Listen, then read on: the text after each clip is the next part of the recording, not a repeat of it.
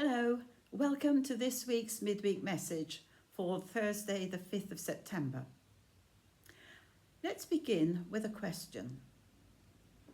What is chance? Isn't it something which happens unexpectedly, unplanned, and maybe hoped for? After all, when you bought your raffle tickets at that summer event you went to recently, did you not hope even faintly that maybe this time you might be lucky and win a prize? And perhaps, by rare chance, you did. Isn't it chance that something can happen in our lives even though we did nothing to bring it about? Maybe by chance we met a friend we hadn't seen for many years and in a foreign country rarely visited. Do you believe in luck? Think some people are luckier than others. How would you describe the meaning of luck or chance? Maybe this definition will help you. Luck is the phenomenon and belief that defines the experience of improbable events, especially improbably positive or improbably negative ones. Well, if you understand that description, maybe you would like to wish good luck on someone you know. You might say, "Good luck, and I hope you will be successful in all you do in the future." Or you might say, "Good luck in your application to go to the university of your choice."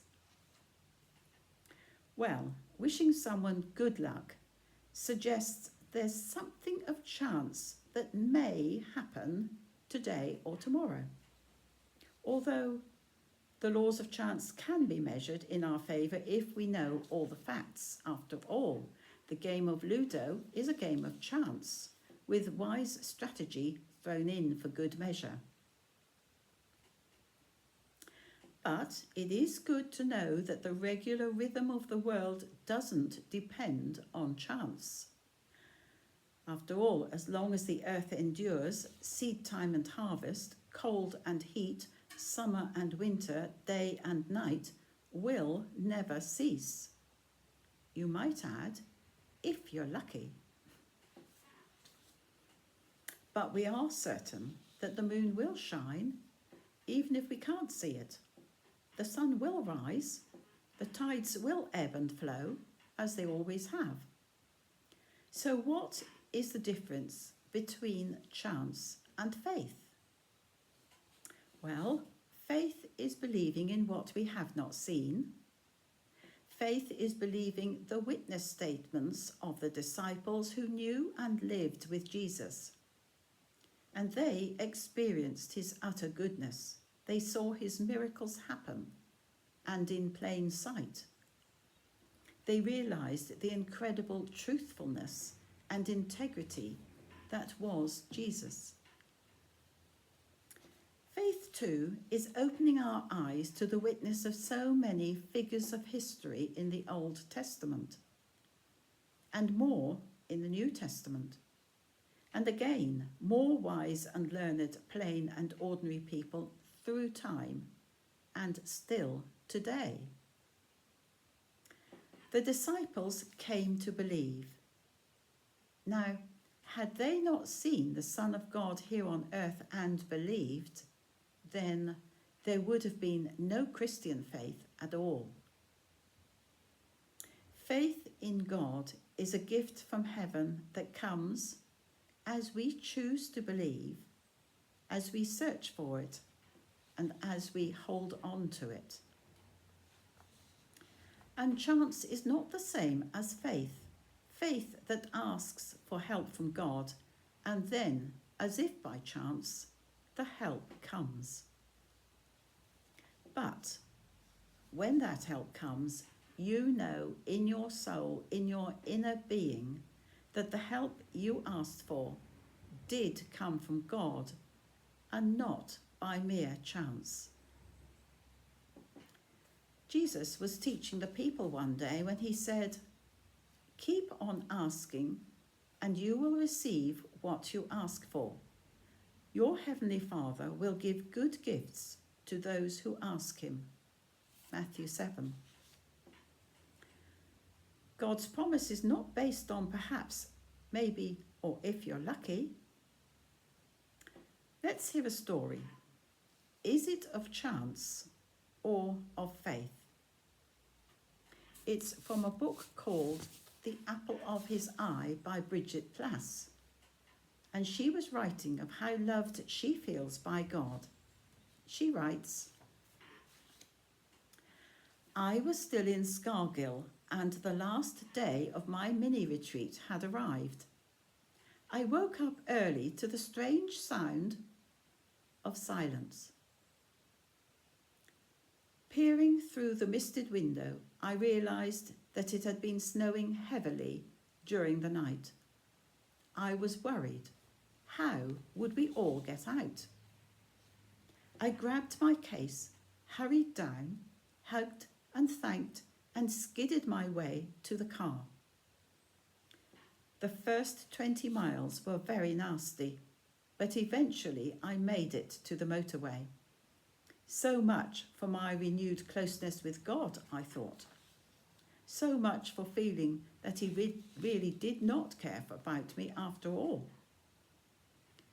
Visibility became even worse as tears began to flow down my face. I was still 200 miles from home, freezing cold, and what was more, it was now beginning to get dark. At that moment, my car gave a groan and shuddered to almost a halt. I was aware of someone swerving to avoid me, and now I was slithering at 2 miles an hour, sure that at any minute I would be hit. In front of me, I could just make out a sign indicating a turning to the left. And, feeling that anything would be better than breaking down on the motorway, I wobbled the car onto a side road. I could see nothing at all. My lights must have gone down, I thought, and immediately, with a horrifying bang, the car stopped completely. I sat there in the pitch darkness, in my dead car, and I cried out to God in desperation. Then I opened my eyes. There, to the left of me, its blurry lights just visible through the driving snow, was a cafe and a travel lodge. Now, I have heard of people who believe God runs ahead of them every time they go to a supermarket, just to reserve a space for them. And quite honestly, I don't have a lot of time for the idea that Christians should expect continual privileges. But I do believe that on that night, God arranged exactly where and when my car should break down. That night, I sat warm and safe in a bed with a cup of tea. I was watching horrendous television news pictures of abandoned cars on motorways up and down the country. I will never forget the sense I had of my Father, my Heavenly Father, very close to me saying, I had to prove to you somehow how wide, how long, how high, and how deep my love is for you, you stubborn woman.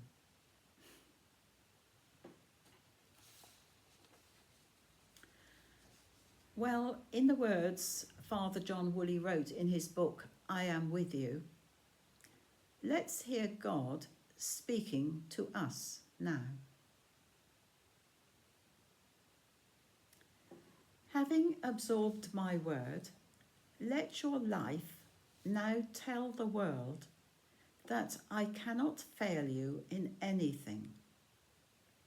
You will see my will unfold wonderfully in your life.